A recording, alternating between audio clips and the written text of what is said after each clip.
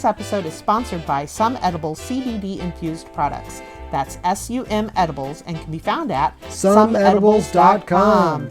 They have a variety of yummy treats, including vegan organic gummies, brown buttered chocolate chip cookies, and marshmallow cereal bars, just to name a few. For fans of the podcast, you can use the promo code WIFE, that's WIFE, to receive 10% off your order. Again, promo code WIFE for 10% off your order. So, head to someedibles.com today. Hi, everybody. Welcome to Drunken Housewife Reviews. I'm Sarah, the Drunken Housewife. And I'm the host husband, the sober one, trying to keep her, off the rails. Ian. Yes, and trying to keep me off the rails is a full-time job.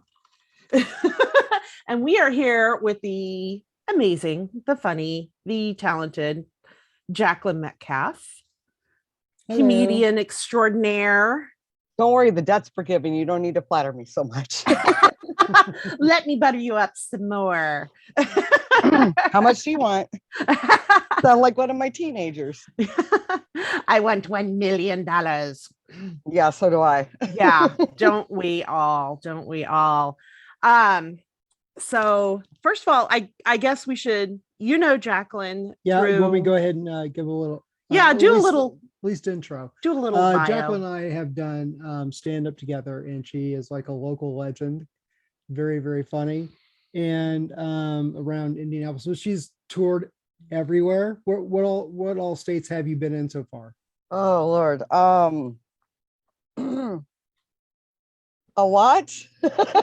Is it easier to say where you haven't been? Yeah, basically any place that doesn't have towns in it, but I haven't made it out to like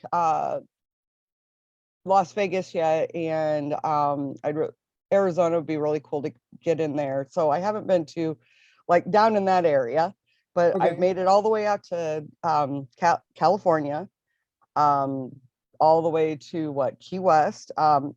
Only I was in Washington right before the pandemic. Okay. So I've touched just about all the corners. Sweet. You just haven't been in any state ending in Y, I guess. I don't know. No, wait.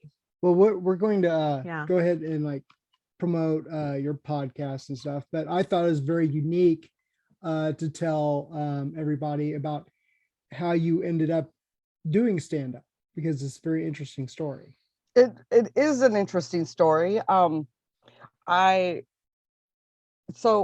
lost my husband back in 2017. So one of the things that kind of helped me through the grief process was humor. Yeah. And I had this best friend who she had to wear Depends around me because I would have her laughing so much. And we were away on vacation, and she said I missed my calling. And it turned into a dare to do an open mic. And so I took the stage in January, 4 years ago at Crackers Comedy Club. Mm-hmm. And at the time I thought I didn't suck. But once I hit the stage and I came off, I was hooked. It was like was a drug addict to comedy. So I 100% believe that comedy absolutely got me through some of the hardest times. And I thought, this whole world sucks. Life sucks. The pandemic made it very clear how bad life just kind of hits you in the face and doesn't, give a crap. And I thought that making people laugh was a wonderful way, because I know how important it was to me in my healing process. And so anytime I do get to get in front of people and I make them laugh, it's that I get to help them forget their problems, even for that small amount of time. And that is such a gift, and that is such a pleasure. And I have been, it's an honor to do it every time I take the stage. And it is amazing how many people I have met, and some really great people, really interesting people. I've learned so much about myself and other people in the process. So I have, it's certainly it's been an interesting road. I know all on a dare. Yeah, there are some people though that I know we are those kind of people that humor does help with. I mean, everything we have going on, everything we've been through. But some people think that's weird, and I don't understand those people at all. It's like, I mean, have people looked at you and been like, that's how you got through your grieving process? They have. I don't think that I've ever actually processed that. But I do know that psychologically speaking, it is the best coping mechanism. And that is backed by, studies. And so if they're looking at you weird, there's science behind it. Yeah. Because one of the best coping mechanisms. Because I know, I mean, there are times like, for those that don't know, our daughter is physically handicapped and on the autism spectrum. And there are times when we just have to get ourselves into like gut busting, tears rolling down the face, laughter. Right. Just to get through what we're dealing with. And that's completely true. And I know that there are some people, I've had those days. Yeah, I know there are some people that will make jokes about our situation or something like that. And they're just kind of like, are you okay? And it's like, this is my way of getting okay. Yeah. Right. So, definitely. Back off, let me do this. And yeah, it's just, I don't understand those people who don't understand that.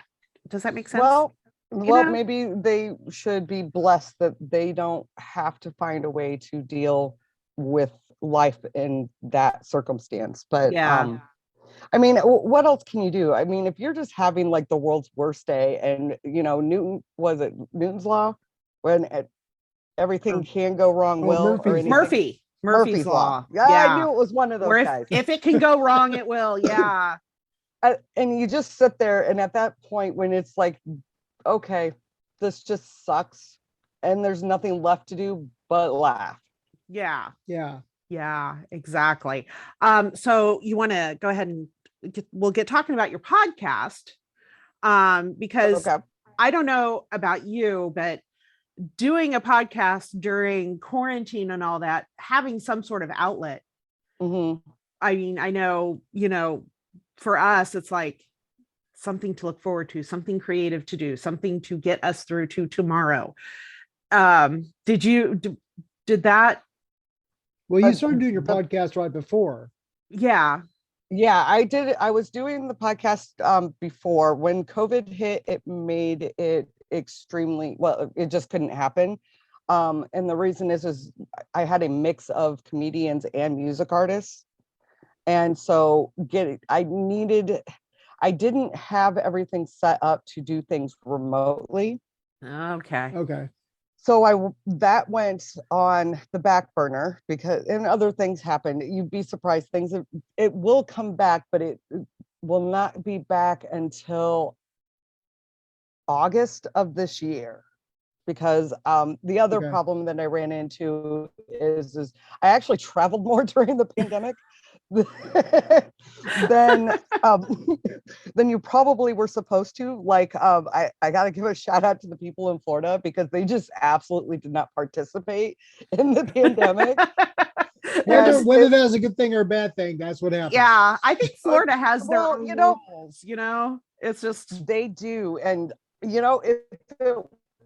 if it wasn't for them not following, I probably wouldn't have worked like everybody else through the pandemic. So that was a bonus. There was just a lot of logistics. And so the podcast was originally started because when I got into comedy, I didn't know what I was doing.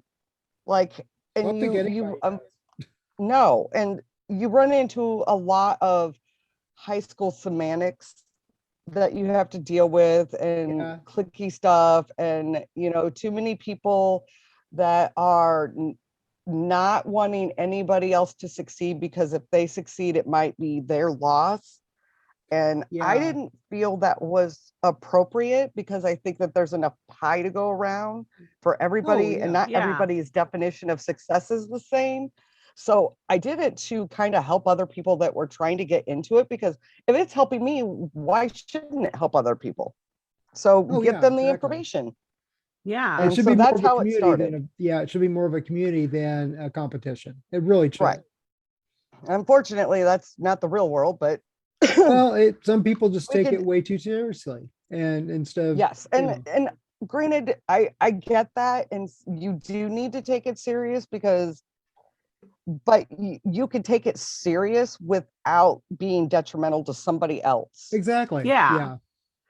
That's It's kind of like, like what I mean by taking it too seriously. yeah, because it's like, I mean, your success really should not affect someone else's success, because I mean, I know our podcast isn't like other people's podcasts. Right. Your podcast isn't like our podcast. It's like, it's not pie. It's like, it's a whole different thing. yeah. It's a whole different thing. It's a whole different group. Yeah, it's like me doing well is not taken away expression, from you. And it's, I don't know. You should People- you shouldn't be threatened by somebody else's success. You should be inspired by it. Oh, exactly. Yeah, exactly. Because I know, like, we find ourselves checking out different podcasters just to see, like, how they do it. Is there anything that they do that we could incorporate? Not necessarily the exact same way, but not the our style of it, version but, of what they do, that sort of thing. And I'm also trying to be very conscious of how much I use my hands, because that's okay. When you're on camera, you can do that. yeah, it's just I've noticed, there I go with my hand again. One show that I watch, every time this one guy is solo on camera, he's one of those people that every time he says a word, he has to use, and it's like, put your hands down, put your hands down, put your hands down. Yeah. And I just want to, like, call him up and go, dude, put your hands down. Sit on your hands. And so that's made me very self-conscious about, how often do I use my hands when I talk? Because I can be a very animated talker. Shocker. I know. Nothing wrong with that. I As long as know. you're not taking out the person next to you, you're good. I know. I have been accused of having, like, arms like a condor, because, I get excited, and the next thing you know, I've given him a bloody nose, and, knocked furniture over, and had to buy people new frames at Target because I took out their, wall pictures or whatever. But I just see now I'm, like, very self-conscious now that I'm talking about it. I'm like, don't worry, I'm not judging you. Just sit on my I'm hands. all up though if he gets a backhand. Yeah. So Right, I'll make sure you're okay, all right? Yeah, if I start using my hands too much, just, like, scratch your nose or something, and I'll be like, oh, okay.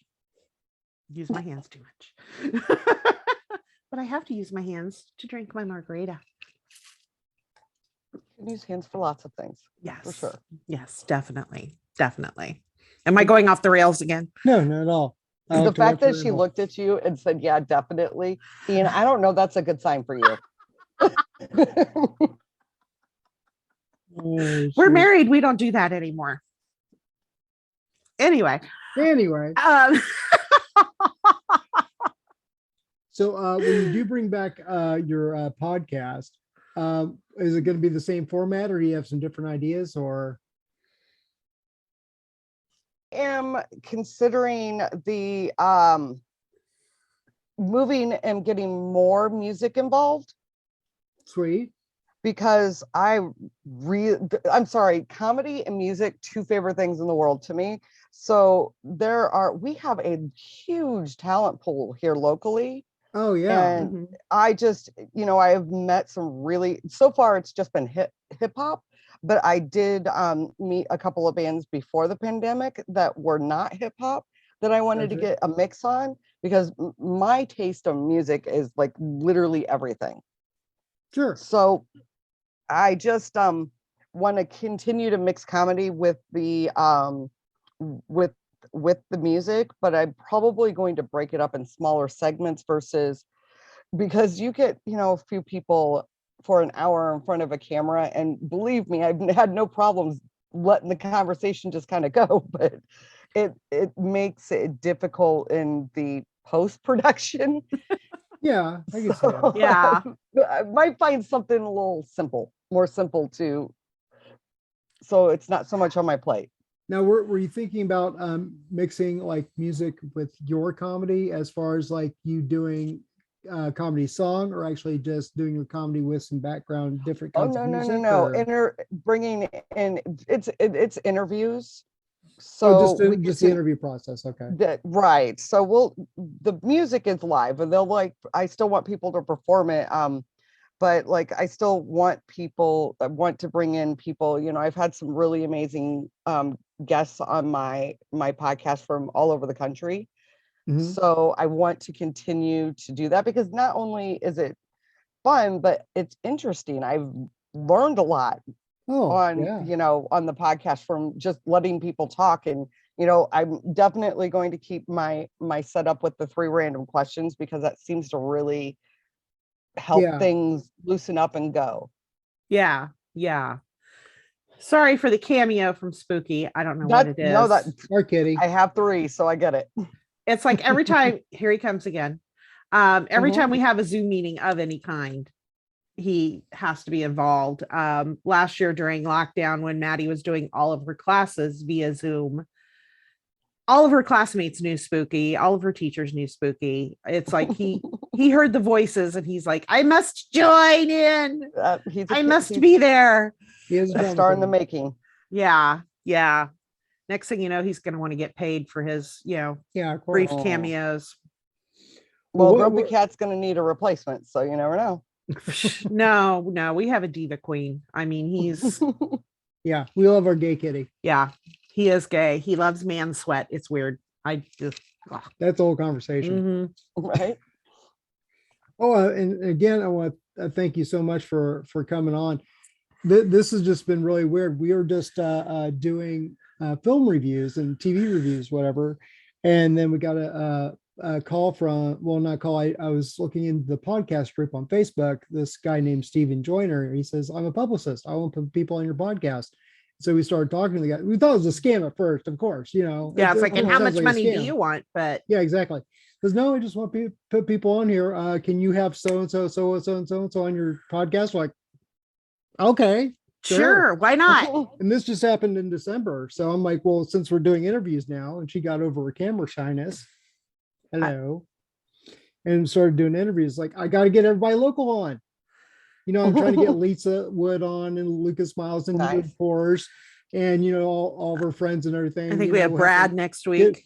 Well, we're hoping. We're hoping. He hasn't confirmed his schedule. He hasn't confirmed. That sounds familiar, doesn't it? He hasn't confirmed yet.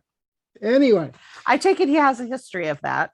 Not being in the know. I think that he's a very ambitious person. So he keeps very busy. Yes, and he does. I he do confuses a lot. Yeah. Right. I do relate to that. So but I try really hard to keep my engagements and only cancel if it is no other option. So well, I'm liking the fact that she's keeping track of the interviews and stuff. So I don't have to sit there and say, oh, who's this? She's got it all written down. So she's the organized, air quotes, people, organized one of the two of us. Yeah. So well, if there's one thing I know how to do, it's schedule stuff, because that's true with the daughter and all her. Yeah, doctor's appointments, therapy appointments. Okay, so what etc. What is coming up next? What's on your schedule now? Well, what's next? What's next for Jacklyn in the world? Yes. So the movie that has been in limbo forever still doesn't have a release date. So Cold the River by Pegasus Pictures, filmed in at French Lick. No idea when that's coming out. Really super excited. Now, how big the television show. Oh, sorry. Oh, that's okay. Tale of Tales actually came out on Tubi, and that was sad. Watch it. Because I got cut. Like my one scene, well, you could see me in the background on one scene, but the speaking part in the big, I got cut. I was like, oh, that stinks so bad. I mean, it doesn't matter. You still walk away with good vibes. And I have taken a small role in an international film that is English speaking. And I will be leaving I'll be in Vienna and Prague Wow. in Touch you. June.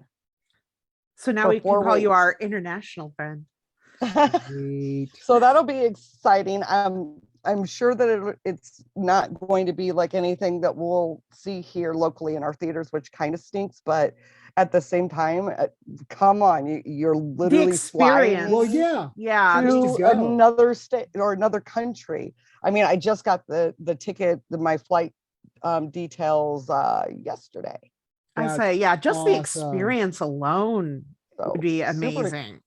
Goodness. Yes, super excited. Lots of details to take care of before I go, because I will be leaving my boys here for a month. So I'm hoping that I come back to a house. Yikes. And how old are they now? Well, actually, my youngest son he just turned 18 and he graduated a half a year early. So I have finished.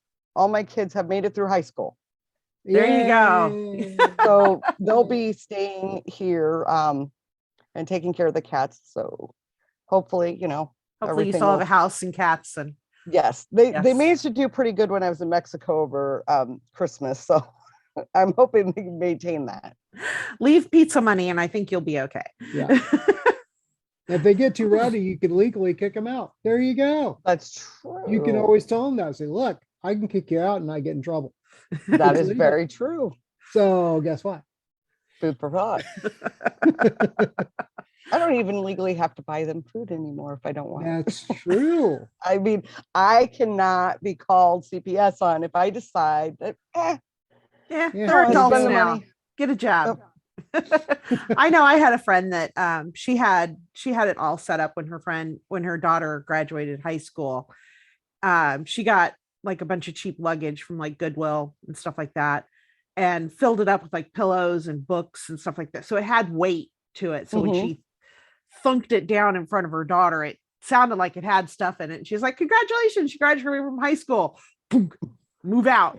And her daughter's like, "What? What?" And she's like, I'm kidding. Because she almost started crying. She's like, that backfired. Right. But I thought it was hilarious, but that just shows that I'm sick and twisted in a weird way. That's why we get along so well. Well, that's okay. I totally can understand. There's been times that I have found humor in things that most people found inappropriate, and you get that weird, uncomfortable silence. Yeah. And you're like, well, that was a fail. Oh yeah. Next. Yeah. I frequently am the recipient of the following look. What? What's funny is Jim Norton. I thought it was hilarious, but Jim Norton, the comedian, he talks about that, is where he tried to be funny in real life, and then you say something that you think is hilarious, and then it goes over like a lead balloon. It's not like you're on stage and you can just go the next joke. You sit there and wallow in it for a while. And if you have a family, that's where like. Yeah, if you have a family like mine, then 3 years later, they're like, "You remember what you said?" And you're like, "Yeah." That's the funny thing about it is like my boys and stuff, when it comes to doing comedy and doing the travel thing, you would think that they would be like, they don't want to hear jokes. They don't want to hear about it. I am not cool. And it's kind of weird. I think I became cool with my one son when his girlfriend wanted to meet me and thought that it was cool what I did. And that's when I became cool, when the girls they date are interested. But before that, it's like, that's stupid. I don't care. And they're just so not involved, and you would they're just like, I am not listening to you, just go away. Just and they'll be like, why do they keep honking at you? Or I've actually had that happen. They're like, why do they keep coming past the house and honking? And I'm like, to say hi? I don't know. Because they like me? I don't know. Maybe they're honking at the neighbors. Now, I know I've asked other people this, but when people find out that you're a comedian, do you automatically have people just look at you and go, "Oh, well, say something funny," and then you're like, "I'm just trying to like eat my hamburger, dude." Yeah. So the two things I typically get is, one, tell me a joke, which no comedian ever wants to freaking hear. So I have a cookie cutter answer to that. And I'm like, I can't, I'm having a bad day. I just got fired from my real job at the M&M factory because apparently you're not supposed to throw the W's away. There you go. Okay. And then the other response is they want to tell me their jokes to put in my set. Yes. And it's usually something they've read online. And so I have to finesse it in a way to where I explain that I cannot utilize the jokes that you find on the internet in my material. Everything that I do is written and I've experienced personally. So they give you just really bad jokes. Oh my God. Yeah. And I'm too nice. Like I'm sitting here and I'll smile and it doesn't matter if it's going on for half an hour.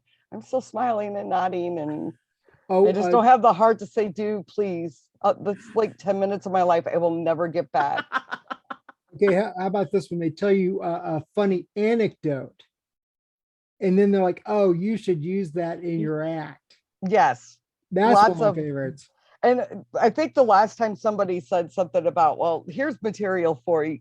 I'll give you material, or they did something. And they're like, you can use that in your material. And I looked at them, I said, trust me, if you make it into my material, that is not a good thing.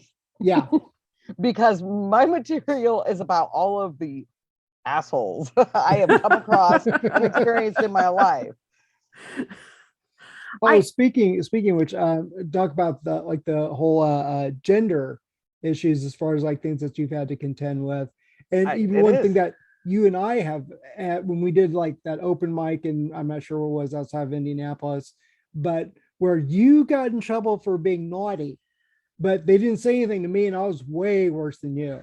Yes, and that has been historically a problem for me.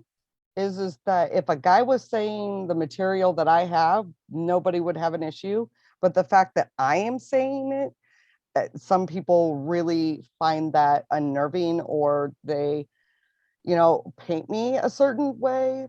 But you know what? Get over it already. We are our own unique people. And if my experience is about, limp dicks and all this other stuff, I should be able to talk about it just like you're talking about the hoochie and, dry humping pillows. Yeah, exactly. Because I don't know how many times I've heard someone refer to a female comedian as being vulgar. And I listened to her act. Vulgar. Yeah, but I listened to her act and I'm like, I have heard like Richard Pryor and Kevin Hart. Yeah. See, and that's where I agree with you. Come up with worse. Nothing like I have ever said even is on a level like that at least I don't think it has been. Not so I heard. Yeah. I think that I more lead people to come up with it themselves. And I have found that if I do that, as opposed to just being in your face with it, that it goes over a little better. So I've certainly had to adjust. Which is sad because you should be able to be like your authentic self. I should be, but you should. In a perfect world. In a perfect world, yes. But yes. If I want to continue to get booked, no. Yeah. Which is sad. I know that, I don't know. I think it's universal. It is universal. Because I know like you encounter it at work as a flight attendant where a passenger will be given a female flight attendant just all kinds of trouble. And he walks up, he looks so threatening and intimidating. Right. And he walks up and all he has to do is say, is there a problem? And suddenly everything is, sunshine and roses and everybody's farting butterflies. And it's like, we certainly have a gender bias issue. And obviously it's some of this stuff, their brains are stuck back in the 50s, we are out there and, for one, I do not understand why we would ever have a gender bias. I mean, women are literally the fabric that holds everything together. I mean, we raise families while holding full-time jobs. I'm a single mother and I took this on after not being. And let me tell you what, one of the hardest things in the world is to be a single parent. And if I want to say the F word, you better believe I'm going to say it, because sometimes it's just the most fitting word. Exactly. Oh, exactly. I know I've had, older female friends, oh, I wish you wouldn't cuss so much. And it's like, I'm sorry, but that's my life. And every once in a while, I need to let loose with a string of F-bombs. So, well, and deal. I get the people that they're like, well, that just doesn't make you look ladylike, or it's very unchristian. Not that I pretend to be a devout Christian, but and I'm like, okay, first of all, on the Christianity, I have not seen any of those words listed as the no anywhere in the Bible. And by the way, I have read it cover to cover. Yeah. So I'm really big on, like, the good example. I got a great story. My daughter, I caught her younger, cussing. She was probably third, fourth grade. And I made her stand there and say that word 100 times, because I believe that if you're offended by the word, it's because you gave that word power. Mm-hmm.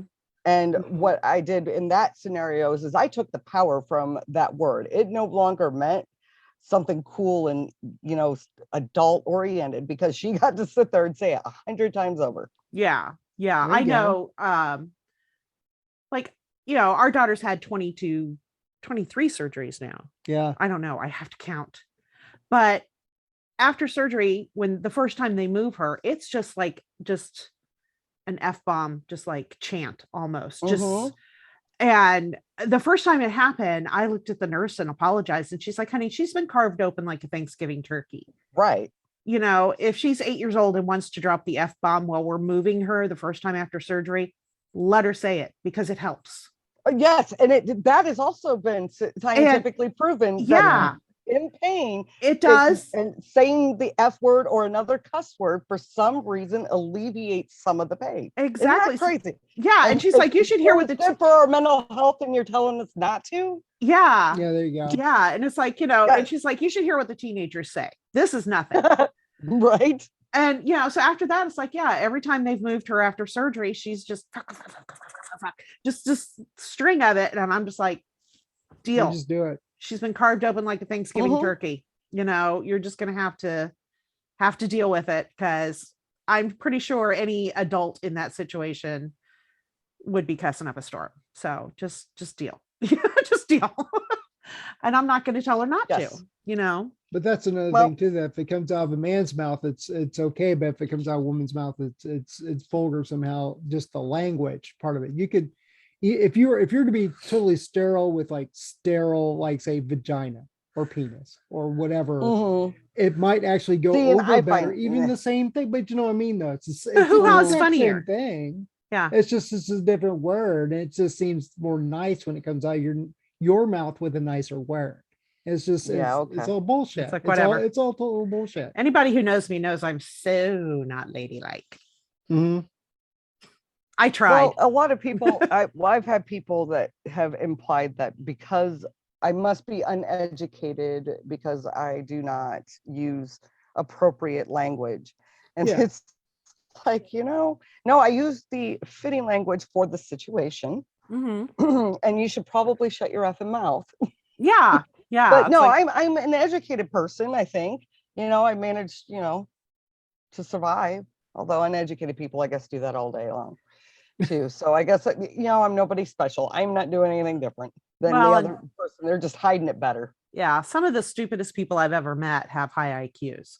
So, I mean, common sense is not taught in the schools. This is so true. Yeah. I went to college with a girl that, she needed a sweater because cold hit before her mom could ship her sweaters to her, And she was from Florida. Well, no, different girl. Excuse me. No, different girl.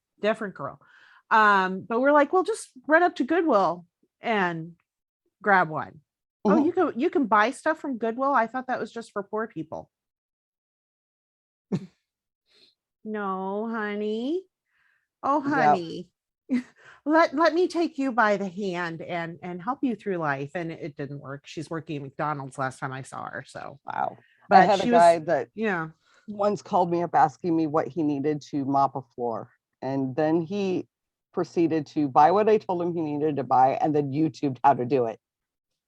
you know, okay. In a way, people may come down on YouTube for, and I mean, it is, yes, there is a cesspool on YouTube, but if you need to know how to do something that you have never done You can in your usually entire find it. life, you can find it. If you're mechanically inclined. Even if you're not, because I've seen people that watch the video and yeah, it's like, no. Well, they don't have the common sense going into it. That's a good point. And then, yes, because, you know, I love this guy, but mechanically inclined, no. That's why I love when I'll call my nephew and be like, this is broken. And he's like, well, I'm pretty sure Ian can fix it. And I'm like, really? Really? Sorry, Ian, man. She's got your number right now. Yeah, I know. Yeah. Well, she's had my number since we met. Yeah. So that's what made it work. Because it does crack me up, like going back to the gender thing, like with cars, I will tell him, okay, you have to take the car in to be fixed. And here is what's wrong with it. And you need to tell them, here is what's wrong with it. And he's like, well, why don't you take it in? I'm like, because they'll pat me on the head, tell me I'm cute, and then try to charge me 3 times as much for stuff that's not wrong with it without fixing what I said was wrong with it. He takes it in and says, yeah, I think it needs this, that, and the other. And they're like, okay. And they fix it. And then they charge us, you know, about what they should. I take it in and they're like, no, you need all of this other stuff and blah, blah, blah. And it's like, right. They certainly do upsell. And yeah. And it's like, I'm the one that knows what's going on with the car, not him. You know how I handle that one? I need to call my husband, even though my husband's not there. I need to call him and I need to get this approved because I'm pretty sure that he's going to expect me to take that out of the grocery budget. There you go. There you go. And it's sad that you have to do that. I have had, I've had to use him even before we were married in that way. Cause I had friends try to get me to sell Amway. Oh no. And and I'm like, that's a special kind of stupid right there. Yeah. I'm so sorry to your friends. Yeah. Just, come on now. They had me cornered in their kitchen and I'm like, I'm sorry, but this is one of the things that we promised each other was we would not make decisions like this without talking to each other about it. And they just kept, and I'm like, no, this is one of the very important things in my marriage I am sticking to is we will not make decisions like this until I talk to, at the time, my fiance about this, I cannot commit in any way, shape, or form. And then I never talk to that person again. It's like, I'm not as kind when it comes to high pressure sales. I mean, I am pretty, if I'm telling you no, I'm telling you no. In fact, when I went to buy the first car after my husband passed, it was actually pretty hard because I hadn't done that ever, actually. Yeah. And so I took my daughter with me and I hated shopping for a car the entire day. I'm sitting there and they're telling me this, they're telling me that. Well, when it came to signing papers, given them my down payment. And what they told me wasn't what was transcribed exactly on the paperwork. And I'm like, that was not what I was told. And he goes, well, he must have misinformed you. And I said, well, then I'm done. I'm literally halfway through signing the papers to drive. And I said, then I'm done. And I'm not interested in your car. And the guy looks at me. He goes, are you serious? I said, yes, extremely serious. Give me my down payment back. I will go elsewhere and purchase a car. And I did. I walked out after an entire day. They thought they had me. Wow. And just a little misguided. Oh, they must not have understood. No, dude. Yeah. Because I'm not playing that game. I'm just keep your car. Give me my money. I'm leaving. Yeah. But we'll just mansplain that it's all her fault and she'll be fine. She'll sign it, Yes. Yeah. Yes. Yeah. Nope. Yeah. No way. No dice there. So they lost a sale that day because they pulled that crap with me being a female. Yeah. And it didn't work because they lost. Yeah. Yeah. Now I just get in there and I tell them, okay, this is my price range. I've already done my research. I don't even give them time to argue with me like I helped my son buy his first car, and he found it. He did all the research. It needed an alternator, so we ended up replacing it there. But I was done in 10 minutes. I said, okay, you have 1,800. This thing's been sitting here for 9 months. I will give you 1,300 cash out the door. Let's get this done. And he kept coming out, and he came out twice. And I'm like, I will give you 1,300 cash out the door, or we walk. Yeah. It's been sitting there for months. It doesn't run. I'm going to have to drop 200 in the alternator. So, and literally it took like 10 minutes. Paper sign, cash out the door. Yeah. It's just better to be very forward. Yes. I've noticed the older I've gotten, the better I've gotten at that. And certainly since, Maddie's been born and having to deal with everything with that, I've just, we haven't had time to do that. It's just that you have to take care of what she needs now. Yeah. My what is it? My DGAF meter has dropped. Yeah. It's like, I really don't care what you think. This is what my child needs. Right. And if we can't get that done, then, we've gone through a few doctors that were, that we're just like, did they just really say that? What? Oh, it's pretty much pushing a boulder uphill, having to deal with everything that she's had to deal with as far as getting the things she needs, whether it's medicine or procedures or therapies or whatever it was. It's been an uphill battle the whole stinking time. You know what I really like about that is you already have that front that you're fighting. Now, my sister, she's also mentally handicapped, and she's unfortunately she's a lot worse off than your daughter is, because your daughter, my sister's kind of got the functionality of a 4-year-old, and she's like 30. So I saw my mom go through all of the battles because she had heart and lung issues. So she had to have multiple surgeries. So you fight with the doctors and all of that stuff on the background. And then you have to then put them in school. And then you got to fight the public school the entire way. Because, and just to get, what you need just to get a basic education. And it is not a very good system. No, because we moved from Indianapolis to where we are now specifically because I was like, there's no way the school system that she was going to be in, it's like, there's no way she'll get chewed up, spit out, and ignored. We need a smaller school system. And you don't need more on your plate. And I mean, it's the best decision we ever made, because she ended up with teachers that actually wanted to do the best that they could for her. And so, they're doing the job, not as a job, but because they love the job. Yes. And her teacher in high school makes a huge difference. Yeah. Her teacher in high school definitely is one of those, it's her passion, and they're going to have to, we always keep joking. It's like, so are you immortal, or are they going to drag you out of here? Your cold dead body out of here, after you've taught a class or something like that. And she's like, well, that's the plan, Yeah. And that's the one I physically can't. It's not work if it's your passion. If you really have a drive, you find this energy source that just sustains you. And so when you find that passion, you should totally, whatever it is, people, do that. Yes. I was gonna say, I think that's one thing. Being a flight attendant may not be your passion, but you love the travel. You love to be in the different places. Oh yeah. And you love getting away from me. I know, it's okay. Well, not like that, but while I'm on overnights, I do stand up in overnights. And so you get to meet lots of people. And so that is kind of a tool. I was trying to get my daughter to go into being a flight attendant. She just turned 21. How did that work? I mean, you never did follow up with that or want advice or whatever. Okay, is that the whole story?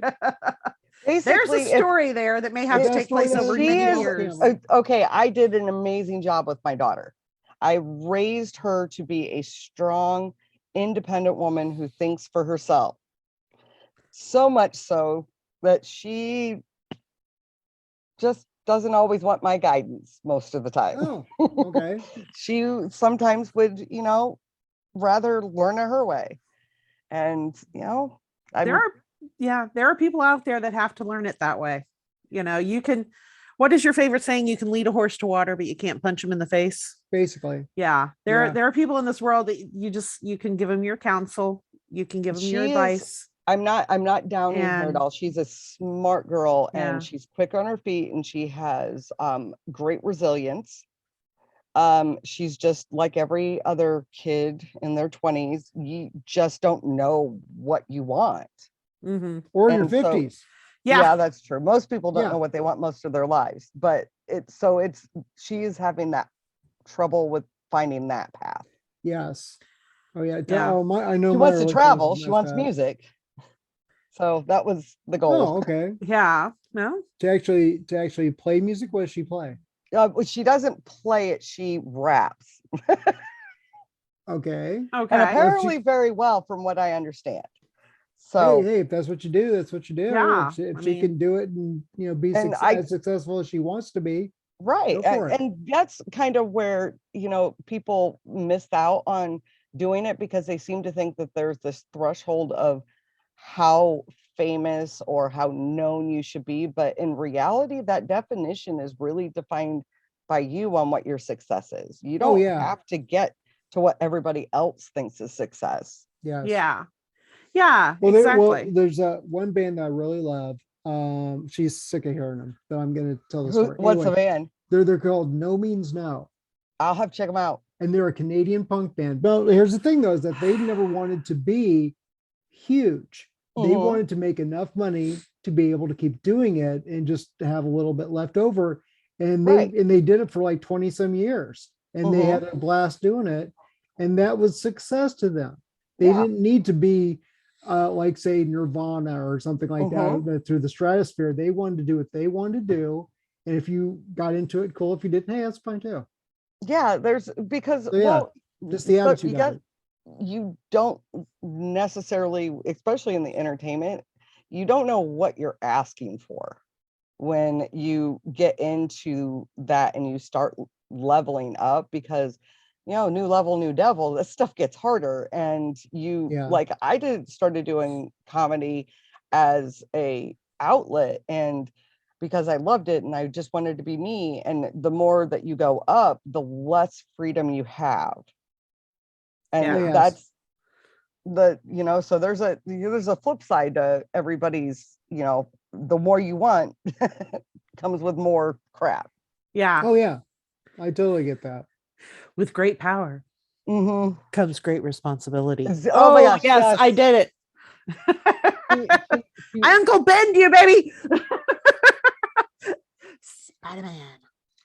Well, I totally get that, because there's one thing to have enough, but then if your mind thinks that you should have too much, then there's a lot that comes with that too much that you want. Yes, like wanting a really expensive sports car that goes really fast and then turning it into a really expensive lawn ornament. Yes. Yes. Yes. The more expensive the car, the more expensive the repair. Oh yeah. Yeah. So I have a half torn apart Maserati if anybody's interested in buying it. Seriously, it was like, I was so proud because I worked my ass off to get that car, and then to have the engine blow on me, that one was like, if I had balls, I completely understand what it feels like to be kicked in the balls, because that is how I felt. I felt castrated. I was like, really, dude, I still gotta pay the car payments on this thing. Oh my gosh. Oh yeah. Well, one of the things it actually comes to in your podcast, I remember you talking to me about how you were going to get either a sponsor or be part of a network, but then they wanted to make all these changes to what you were doing or saying. Yeah. Expound on that a little bit, and then I'll tell you our luck if you haven't seen our podcast yet. Okay. So, well, I did have luck getting advertising, so that it was just a lot of advertisers wouldn't touch me because the content was a little too risky for their audience. Risque. Right. Or it wasn't, or my target audience wasn't what they were trying to sell product to. Gotcha. So it was, if you can get sponsors and advertising, but more than sponsors usually, advertising is better because you make like $25 a click. So That's true. Yeah.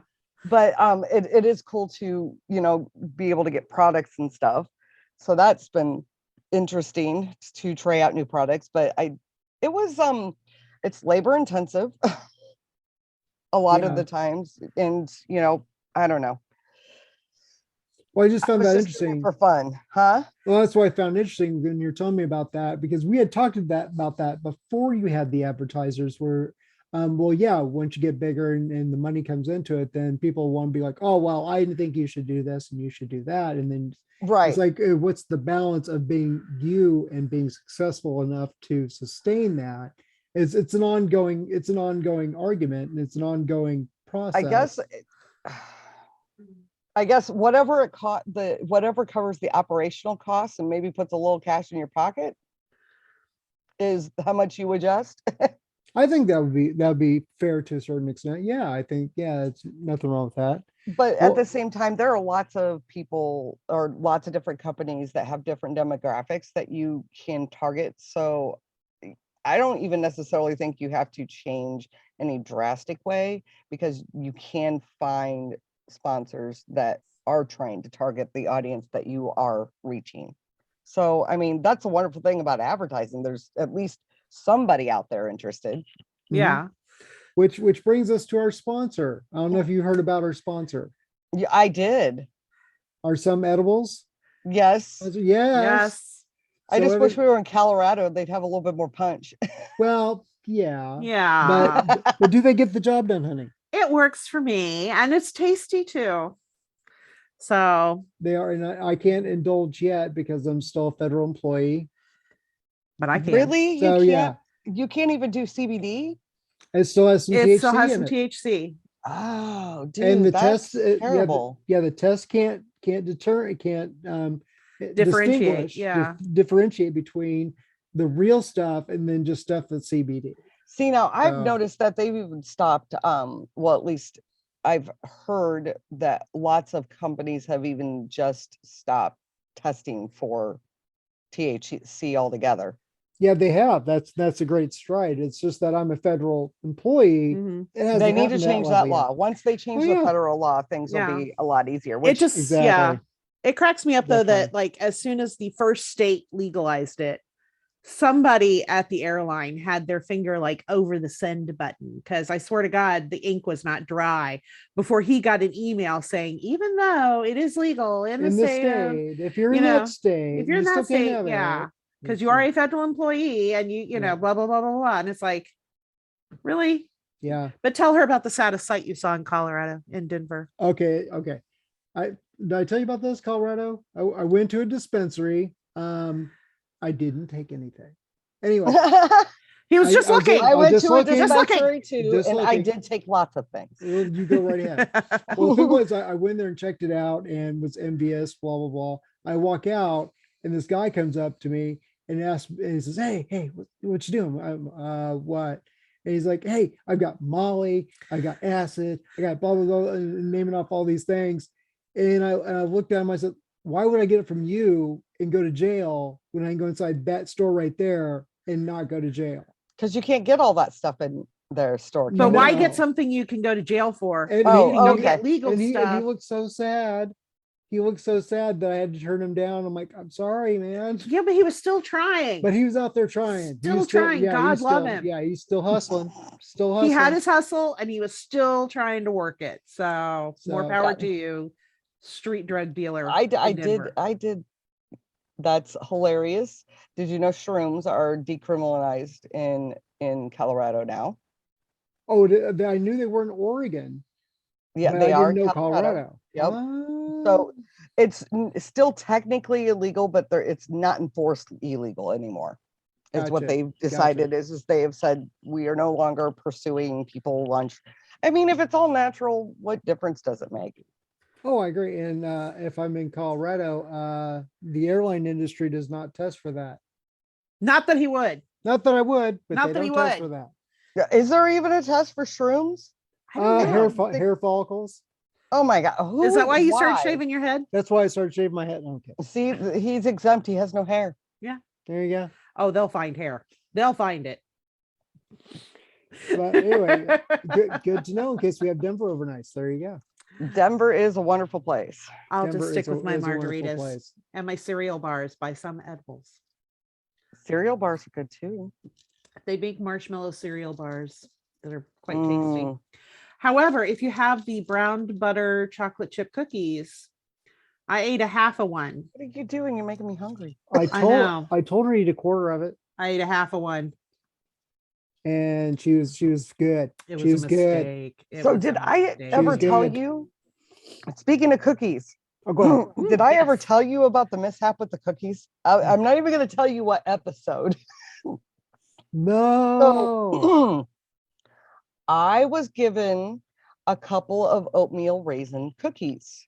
Okay. And I was not paying attention, and I was more concerned to make sure that they did not have nuts in them, because I have a insensitivity, or I'm sensitive to nuts. I wouldn't be anaphylactic, but I don't want to see if I can hit that level. Yeah. Gotcha. So I did not pay attention to what I was being told. And that night when I went home, I got hungry. I ate 2 cookies.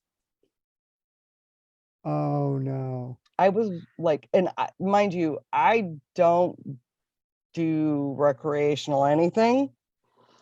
So I was blown for like 2 days. I couldn't think straight. I mean, I had no Wow. idea that I felt so stupid because I had Oh no my idea. gosh, that's too But funny. I did one of my podcasts. I was blown out of my mind. So you'll have to figure out which one Sweet. I was. Oh, now we have to go back and watch like all of Well, them. there And be you like, go. is this it? Is this it? Is it? I don't know. She's acting high in this one. Maybe I don't know. Also, that's the best time to write comedy too. See, and It just I let your don't. mind just keep going. Because I Make it mean, go what was crazy it? with George Carlin said he would write all of his stuff and then sober, and then and punch then it up. yeah, then he'd smoke a joint, and then it's punch up time. Yeah. See, and I don't know why everybody says that, and I don't have that effect. Well, one, I get in my head, but not in a good way. I like overanalyze everything. I get real quiet because I think everything coming out of my mouth is stupid, and then I just go to sleep. I mean, it just honestly, it makes me tired. So, well, I think if you have the right dosage and you have the right company to get your mind going, that might help. Or so he's heard. Or so he's heard. Okay. Caroline. So, you know, if I'm you ever, paranoid. Yeah. if you're ever wondering, I can help with that. Okay. Well, I might keep you. You know what? I don't have to worry about whether or not somebody's going to show up and take my kids, because at this point they're grown, and that'd be a blessing. There you go. I don't have to worry about me. I'm out of margarita. You're out of margarita. But we'll go ahead and wrap up here in a minute then, or are you going to get more? Let you know I was out of margarita. So okay.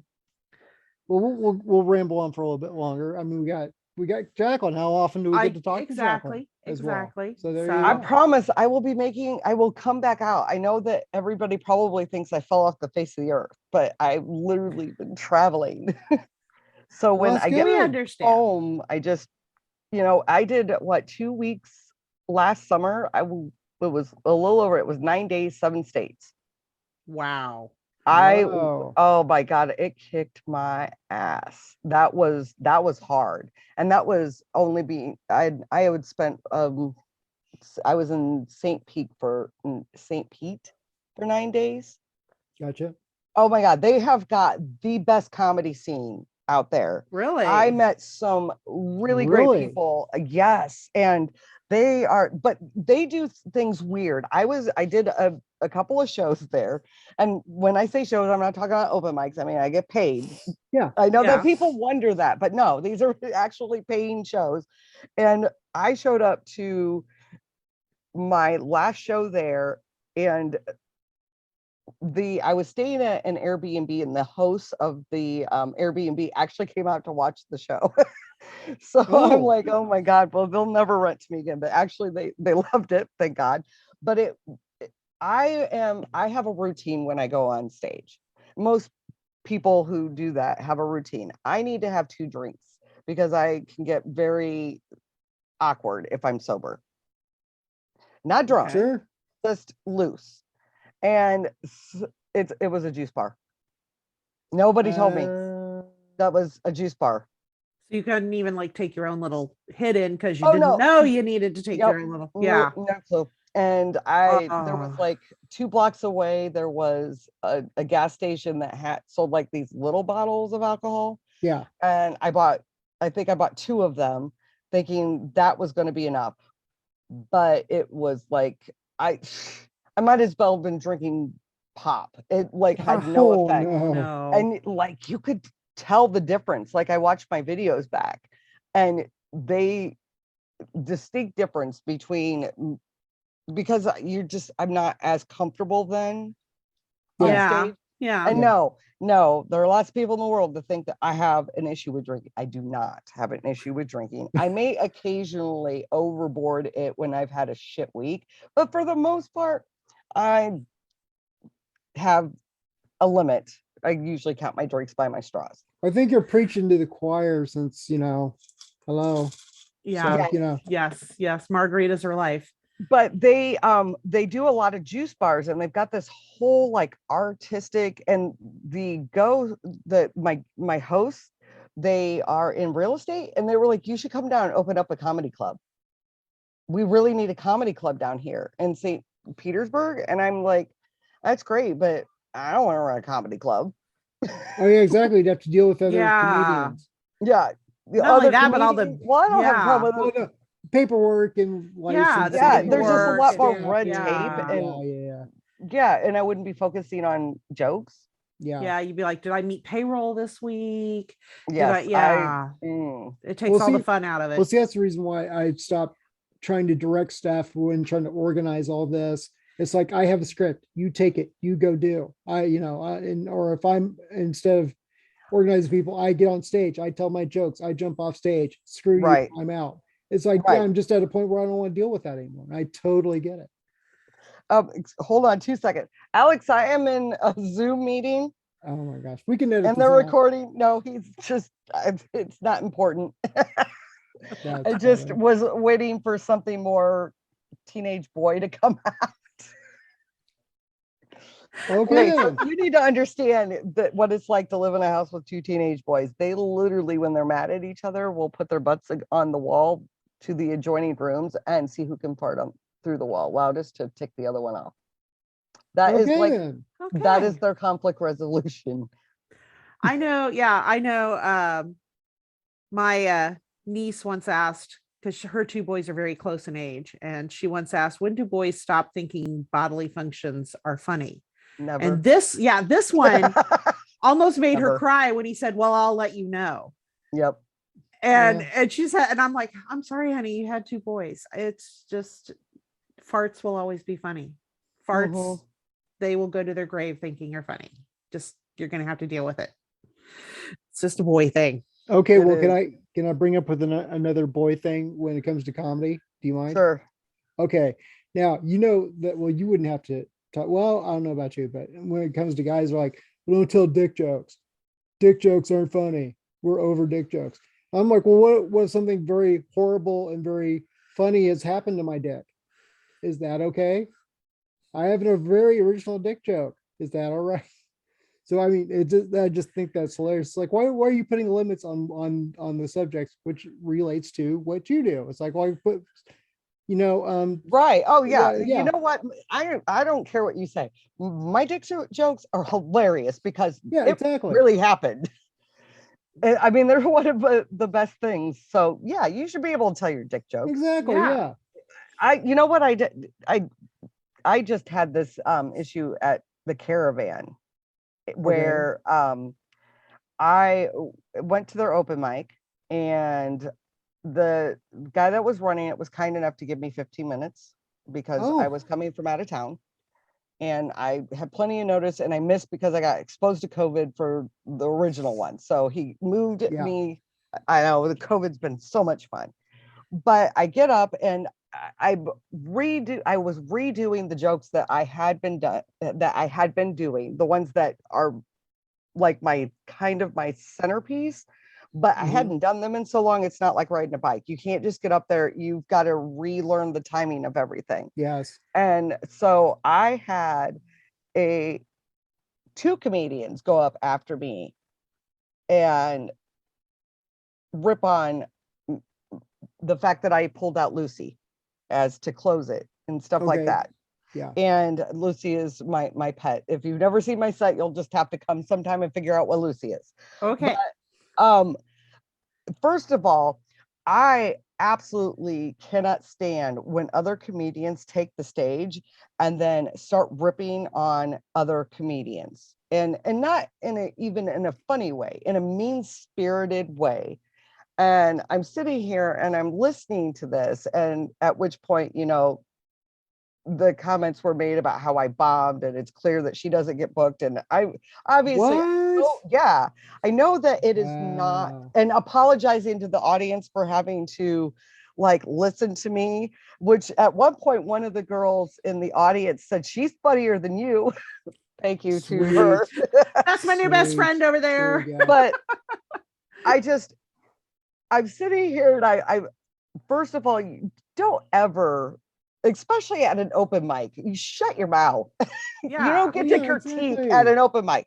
You know, if I totally bit the dust at a paid show, which has happened and sucks, okay, you earned the right at that point to give me some crap because it's a paid show. Yeah. But at an open mic, if I bomb, shut your mouth. Yeah. Oh yeah, exactly. That's everybody's the whole point. Up there to learn. Yeah. Yeah. Everybody has a bad night.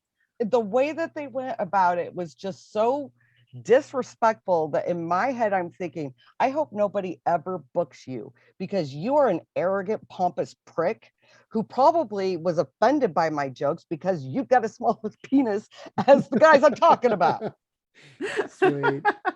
Too familiar? Yes, it's just, I get that is.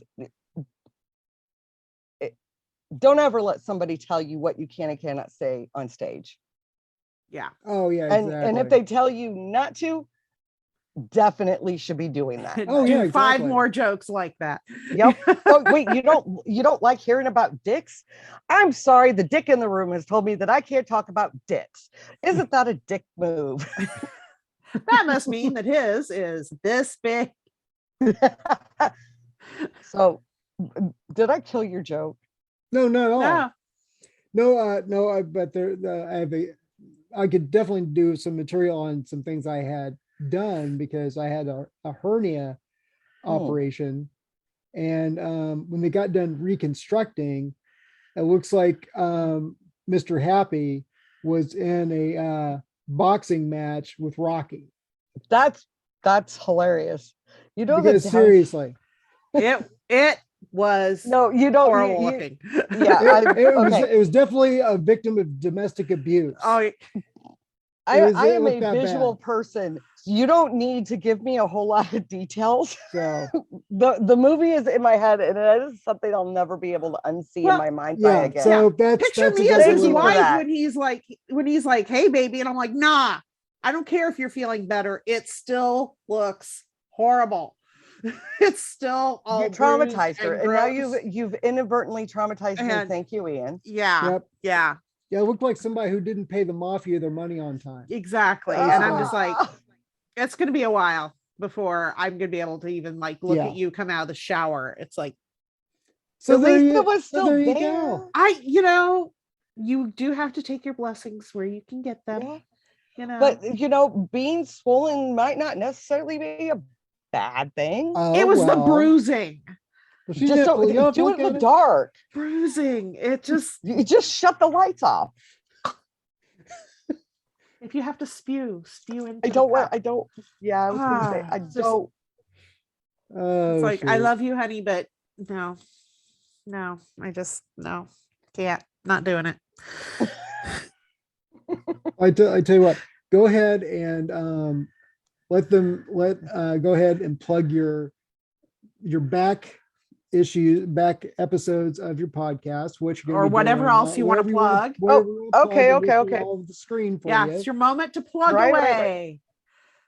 So the show is called Rumble Renegade, and you can find it on all of your social media channels. So you can also find it on Spotify, iTunes, YouTube, probably still on Facebook. I think I covered it all. Okay. And now, your movies eventually, and stuff. What are you going to be? What you doing? What's that? Your movies and stand up. Where are you going to be? All that stuff. Plug it all away. Yeah. Okay. Well, I can't give any details on the movie right now. The movie that I done, So Called the River. Believe me, when I get a release date, I'm sharing it. You can see me for like 2 seconds and the show Tale of Tales, which is on Tubi, Tubi. I guess it's an app you can download for free. Yes, we have it on Roku. Really, Marcus and oh no, he's gonna kill me now. Sean are really great. They're I worked with them in there, so you can check them out. And I will share details on the international one when I am allowed to. Gotcha. Sounds good. Sounds awesome. All right. Did my internet cut out? We're starting to get glitchy with the storm going on. So but yeah, I can edit. I've got an editor. This all goes through. It's all good. So it's all good. There's one thing he knows how to do. It's edit. Not a problem. So or just put words over it. I don't know. Yeah. Don't care. Voice me over. Okay, well, we'll go ahead and let you go since we are kind of cutting out. Yeah, you're starting to sound a little auto-tuney. All right. Yeah. So thanks for coming in. For having me. You guys have a great day. Yeah, Jacklyn Metcalfe, everyone. Yes, definitely. Have to have you again. Bye. Bye.